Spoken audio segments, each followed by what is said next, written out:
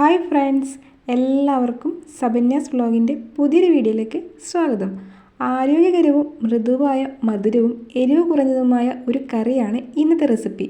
ചെറുപയർ മത്തങ്ങ കറി. കറിക്ക് ആവശ്യമായ ഇൻഗ്രീഡിയൻസ് ചെറുപയറും അല്പം മധുരമുള്ള മത്തനുമാണ്. ആദ്യം 1/4 കപ്പ് അളവിൽ ചെറുപയർ വേവാൻ ആവശ്യമായ വെള്ളവും ചേർത്ത് പ്രഷർ കുക്കറിൽ വേവിച്ചെടുക്കണം. ചെറുപയറിന് നല്ല വേവുള്ളതിനാൽ 5 വിസിൽ വരുന്നവരെ വെയിറ്റ് ചെയ്യണം. ആ സമയം കൊണ്ട് മത്തൻ മുറിച്ചെടുക്കാം. ഈ ഒരു വലുപ്പത്തിലുള്ള ചെറിയ കഷ്ണം മത്തൻ്റെ കുരുവും നാരുകളെല്ലാം കളഞ്ഞതിന് ശേഷം ഇതുപോലെ ചെറിയ കഷ്ണങ്ങളായി മുറിച്ചെടുത്തിട്ടുണ്ട്.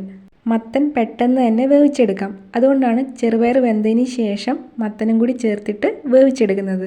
രണ്ടും ഒരുമിച്ച് വേവിച്ച് കഴിഞ്ഞാൽ മത്തനൊക്കെ പെട്ടെന്ന് ഉടഞ്ഞു പോകും. കൂടെ തന്നെ കറിക്ക് ആവശ്യമായ തേങ്ങ അരച്ചെടുക്കാം. അതിനുവേണ്ടി മിക്സിയിലെ ചെറിയ ജാറിലേക്ക് 1/4 കപ്പ് അളവിൽ ചിരകിയ തേങ്ങയും 1 ടീസ്പൂൺ ജീരകവും അല്പം വെള്ളവും 1/4 ടീസ്പൂൺ അളവിൽ മഞ്ഞൾപ്പൊടിയും ചേർത്ത് അരച്ചെടുക്കണം. നല്ല ഫൈനായിട്ട് അരച്ചെടുക്കേണ്ട ആവശ്യമില്ല. തേങ്ങയും ജീരകവും ഒക്കെ ഒന്ന് ഒതുക്കിയെടുത്താൽ മതി.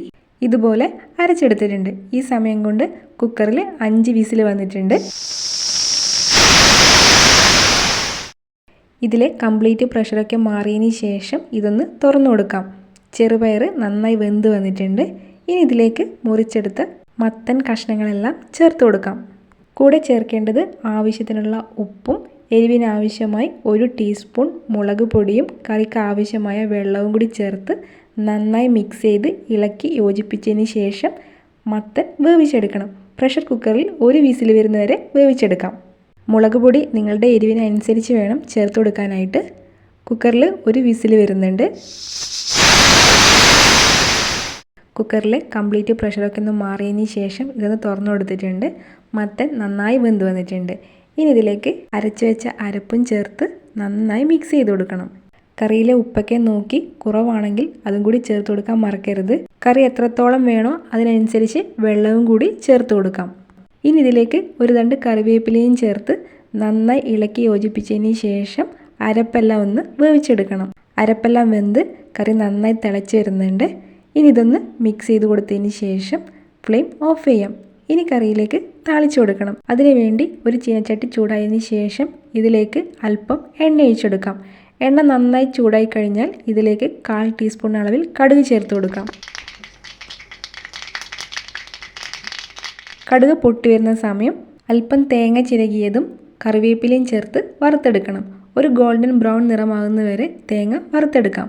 തേങ്ങ വറുത്ത് കറിയിലേക്ക് ചേർത്ത് കൊടുത്താൽ നല്ല ടേസ്റ്റ് ആയിരിക്കും കഴിക്കാനായിട്ട്. തേങ്ങയുടെ കളറൊക്കെ ഒന്ന് മാറി ബ്രൗൺ കളറായി വന്നിട്ടുണ്ട്. ഇനി ഇത് കറിയിലേക്ക് താളിച്ചു കൊടുക്കാം.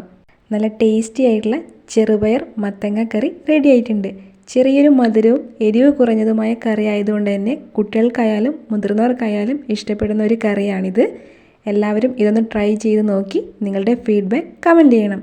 ഉച്ചയ്ക്ക് നല്ല ചൂടുള്ള ചോറിനൊപ്പം പപ്പടവും തോരനും കൂടെ മത്തങ്ങയും ചെറുപയറും ചേർത്ത കറിയൊന്ന് കഴിച്ചു നോക്കിയേ. നല്ല ടേസ്റ്റ് ആയിരിക്കും കഴിക്കാനായിട്ട്. ഇന്നത്തെ ചെറുപയർ മത്തങ്ങ കറി ഇഷ്ടപ്പെട്ടെങ്കിൽ എല്ലാവരും വീഡിയോ ലൈക്ക് ചെയ്യണം, ഷെയർ ചെയ്യണം. മറ്റൊരു പുതിയൊരു റെസിപ്പിയുമായി വരുമ്പോഴേക്കും bye from Sabanya's vlog. Thanks for watching.